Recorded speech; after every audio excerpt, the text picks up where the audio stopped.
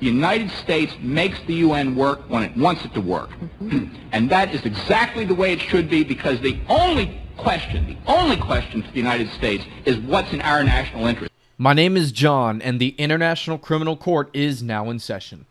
It is July 29th, 2025, and we are nearing the end of this month. In a few days from now, it's going to become August, and the last time I made a video, a lot of things happened. And yeah, a lot. So, let's start off with the Zaporozhye direction. The Russians broke out of the town of Kamyansky and have started fighting for the town of Stepnogorsk, entering the first commie blocks of the town, like the very southern point of Stepnogorsk. And there's also a report that the village of Plavny, which is adjacent to the Dnieper River, was taken by Russia, though we don't have 100% confirmation of these claims just yet. And then moving further east, we have some breaking news. In fact, this is one of the key Ukrainian defensive points in this area. The village of Timirivka was taken by Russia last night. Timirivka is not just on the border with Donetsk region, it is also on the border with Dnipropetrovsk region as well. The fall of Timirivka endangers the villages of Novohurivka. It endangers the village of Zaporizhzhiki. Pardon me if I got that pronunciation incorrect. And it also endangers, further endangers the Galeopol front too. Now, what I think is going to happen next is Russia is going to advance north and take these batch of villages within the Dnipropetrovsk region. And also, Malivka has reportedly fallen too to Russia. Malivka is also in Dnipropetrovsk region, and there's also reports that the Russians are pushing further now towards the village of Siknivi. Deep State has put pretty much all of Voskresenka in a gray zone, like the remaining parts of it, that is, and I think it's safe to say that the Russians have pretty much captured it at this point, and Deep State also just reported that the Russians are closing in on the village of Alexandrohad as well. And there's also a recent Suryak update that showed that the Russians are advancing pretty quickly towards the village of Andriivka Kalevstove. And Russians have also reportedly crossed the Volcha River into the village of Ivanovka, which would be the first sizable settlement within Dnipropetrovsk region. Suryak has also further colored in another strip of land within Dnipropetrovsk too. And with that, let's now move on to the Pokrovsk direction. Now, before I do, I should also mention that more fields north of Oleksivka were taken by Russia too, and the last of this pocket is being cleared. And yeah, going up north in the Pokrovsk direction, a lot has happened since the last video. The Russians have broken through the Ukrainian defenses and have reportedly seized the first blocks in Pokrovsk city itself, and have also reportedly captured the villages of Leontovichi, Zevrove, and Novoukrenka. Now, Anatoly Radov, who has been radio silent for a few days now, also put Chany Shivne, or Chany Shine, and Novopavlivka under Russian control too, but we don't have any confirmation of this yet. There's also reports that the Russians have broken into the large commie block area, or microdistrict that is, in Pokrovsk city, and are fighting for it right now. We don't know who has control of it, but whoever does controls basically the city of Pokrovsk. Russians are also advancing from the eastern direction and have reportedly taken some high ground north of Myanograd. And there is a report right now that the Russians are starting to fight for the city of Myanograd, but we don't necessarily know how much ground they have taken in the city so far. But yeah, it appears that the Russians, especially after the recent Deep State update that just came out half an hour ago or so, have seized these areas here, this sludge and this quarry or high ground here, maybe Terrakon. And yeah, they basically are now overlooking Myanograd and Rodinsky. So also Rizine, which some mappers claim to be under Ukrainian control for a while, has now come back under Russian control.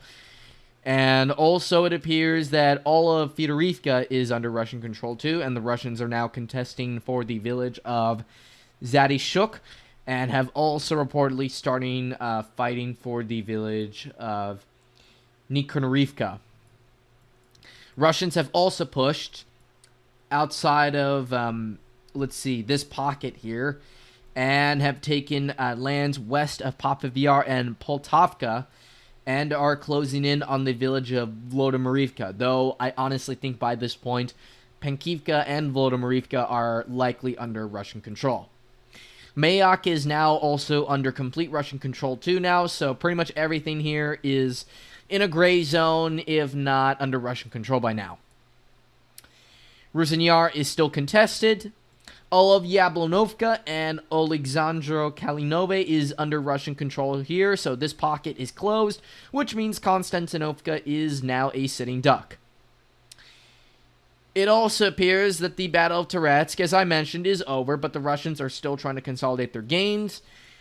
And the Russians are trying to finish off the Battle of Chasiv in its very southern neighborhoods here. Now, going further north, we have some surprising news from the Siversk direction, that is, sorry if I got it wrong. Russians are trying to straighten the line, like basically try to get everything here under their control before they try to advance on the town again. Russians did try to enter Siversk, but it looks like it didn't work out. But they appear to be holding on to their positions in Serebryanka.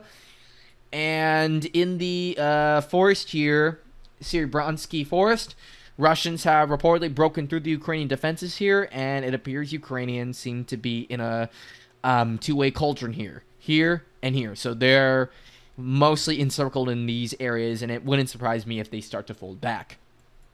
But yeah, it looks like Siversk is in trouble, even despite the Ukrainian counterattacks. And then looking at the Liman direction, we got some troubling news. After the Ukrainians ousted the Russians from the village of Torske, they have not only broken back into the village of Torske, but they have taken control of some parts of the village itself. And then going a little further up north, it appears that the Russians have broken deeper into Kolodyazy, and they have taken control of over half of the village itself. So not good news if you're an AFU trooper in Liman city itself. And then going further up north, it appears Ukrainians have been able to oust the Russians for now from the village of Karpivka, and are still contesting with the Russians for the village of Ridokdub. There's also advances in the Lugansk direction as well, but nothing much there. And in the Kupiansk direction, the Russians have advanced outside of the village of Stopova Novoselivka, and have also started contesting again for the fourth time in the war the city of Kupiansk itself.